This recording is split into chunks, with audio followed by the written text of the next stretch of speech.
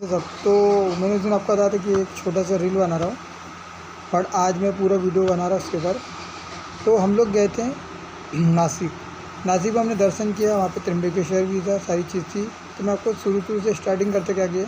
हम लोग सबसे पहले यहाँ से बाय ट्रेन गए नासिक।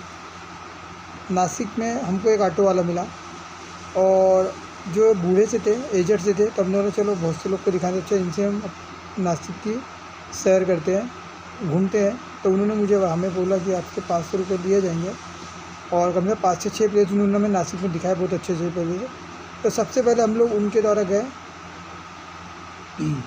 सबसे पहले हम लोग गए वहाँ पे मुक्ति धाम। मुक्ति धाम में पूरे भगवानों का दर्शन हमने कर लिया, और वहाँ पे पूरे भगवान हैं। नवग्रह बोलो, शंकर भगवान बोलो, विष्णु जी बोलो, राम लक्ष्मण सीता भरत, ये सब मतलब जितने भी भगवान बोले जाते हैं हम लोग, है ना, बालाजी, ये सब भगवान हमको वहाँ मिल गए। तो बोलते हैं जो इंसान मुक्ति धाम के दर्शन कर लेता है उसके सारे कष्ट वहाँ पे कट जाते हैं। तो हमने वहाँ दर्शन किए, और उसके बाद काका हमको लेके गए गोदावरी। तो जो गोदावरी नदी होती है, वो गोदावरी निकली है त्र्यंबकेश्वर से निकली है, बट वो गोदावरी वहाँ पे नासिक में आई है, जहाँ पे लोग स्नान करते हैं, डुबकी लगाते हैं। तो हम लोग भी गए, मेरा दोस्त भी मेरे साथ में था एक, जिसका नाम था दीपक। हम दोनों गए और हम दोनों वहाँ डुबकी लगाई, नहाई, क्योंकि हम लोग नहाने बहुत गर्म हो रहा था, एकदम सफोकेशन टाइप हो रहा था। तो हम लोग पहले गए वहाँ नहाए। नहाने के बाद फिर हम लोग काका के ऑटो में बैठे, मतलब उनके ऑटो में बैठे। फिर वो हमको सबसे पहले ले गए सीता सीता गुफा, है ना, सीता गुफा गए। सीता गुफा में हमने लाइन लगाई, वहाँ दर्शन किए हमने। सीता गुफा के बाद में वहाँ पे हमने देखा सीता अग्निकुंड, जहाँ पे कुंभ होता है, 12 साल में एक बार आता है। वैसे कुंभ 3 जगह पे होता है, एक हरिद्वार पे होता है, एक आपके नासिक में होता है, और एक उत्तराखंड में होता है। ये 3 जगह होता है। तो यहाँ पे नासिक में 12 साल में एक बार नासिक का मेला भरता है, जहाँ पे हमने सीता जी का अग्निकुंड देखा, है ना। उसके बाद वहाँ से हम पंचवटी भी गए।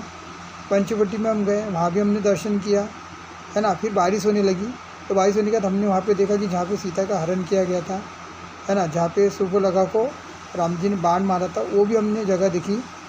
वो घूमते घूमते फिर बारिश स्टार्ट हो गई, वो काका ने हमें से, और वहाँ पे हमने 5 पेड़ देखे। जो 5 पेड़ों पे बोला जाता है, नाम तो उनके याद नहीं आ रहे, तो 5 पेड़ भी थे, वो हमने देखा। उसके बाद बारिश होने लगी वहाँ पे, तो काका ने बोला चलो ऑटो में बैठा के उन्होंने हमें सीधा सीधा जो बस स्टैंड होता है नासिक, मतलब त्र्यंबकेश्वर जाने के लिए, वहाँ पे उन्होंने हमें बस में बैठा दिया। वहाँ से हम बस में बैठे, तो इतनी बारिश हो रही थी, तो बारिश होते हम लोग सीधा बस में बैठे। कुछ देर बाद हम पहुँच गए त्र्यंबकेश्वर। त्र्यंबकेश्वर में हम लोग गए, तो हम लोग थोड़ा वहाँ रुके, बस से नीचे उतरे, और वहाँ पर हमने सबसे पहले इंतजाम क्या किया कि अपने रुकने का। तो रुकने के लिए हमको कई जगह नहीं मिल रही थी, कहीं भी जगह नहीं थी।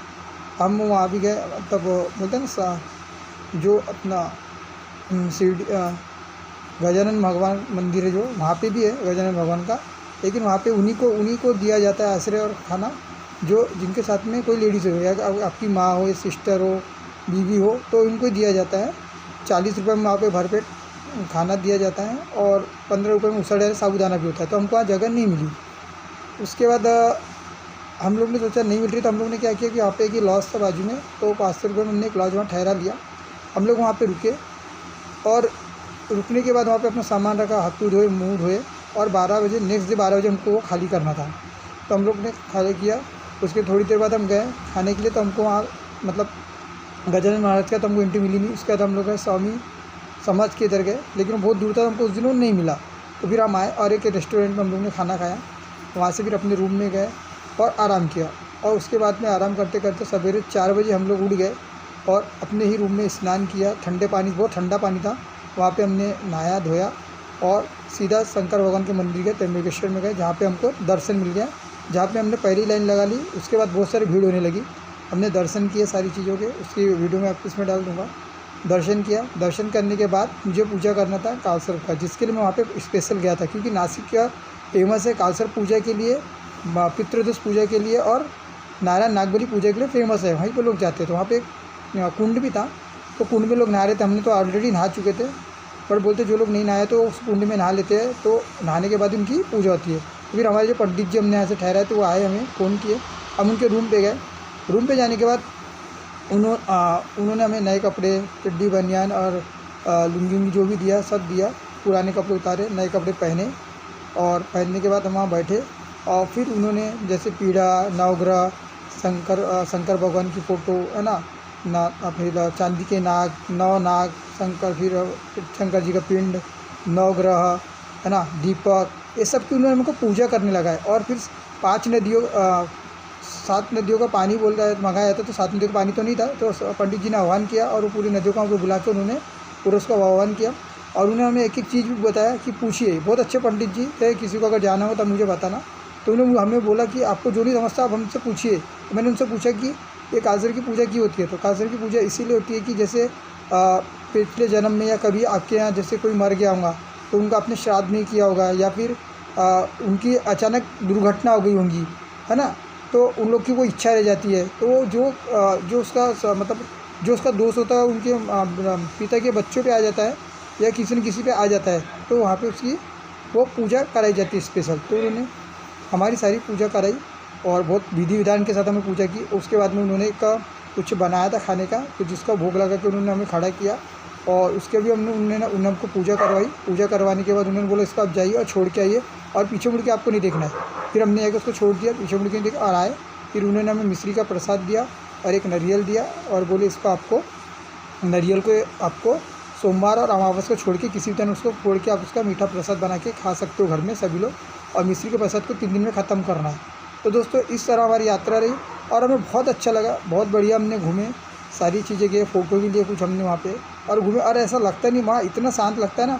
बोलते हैं ना, ईश्वर ने बोला था कि मैंने मनुष्य को सारी चीज़ें दे दी, मैंने मनुष्य को धन दौलत सब दे दी, लेकिन एक चीज़ के लिए वो ज़िंदगी पर तरसता रहेगा और वो चीज़ क्या है, शांति। उस ईश्वर ने बोला था कि शांति उसको मेरे चरणों में ही आके मिलेंगी। तो आप देखिए, आप हरदम कितना पैसा कमा लो, सब कमा लो, लेकिन आपको शांति मिलती है कि नहीं? हम कहाँ नहीं जाते, लेकिन हमको आप देखना कभी भी हमको शांति कब मिलती है, जब हम ईश्वर के चरणों में जाते तो हमको कितना अच्छा लगता है। देखिए, हम कोई मंदिर में चले जाए और वहाँ बैठे तो शांत मन से हमको कितना बढ़िया शांत लगता है। तो दोस्तों ये मेरी यात्रा थी, इस तरह से हमने यात्रा की है। तभी तो मैंने आपको बता दिया दोस्तों, तो बस इतना बता दिया और जितना भी था। तो इस तरह से हमारी नासिक की यात्रा थी, त्र्यंबकेश्वर की पूजा थी दोस्तों। तो वहाँ पे बिल्कुल अगर कोई जाता है तो वहाँ पे स्वामी समर्थ करके है, जहाँ पे आपको 30 रुपये में भरपेट खाना मिल जाता है। गजानन महाराज का मैंने आपको बताया, वहाँ पे आश्रम भी है, जहाँ पे अगर आपके साथ में आपकी मम्मी है, सिस्टर या वाइफ है, तो आपको बाकायदा रूम मिल जाएगा और उसके बाद आपको खाना भी मिल जाएगा।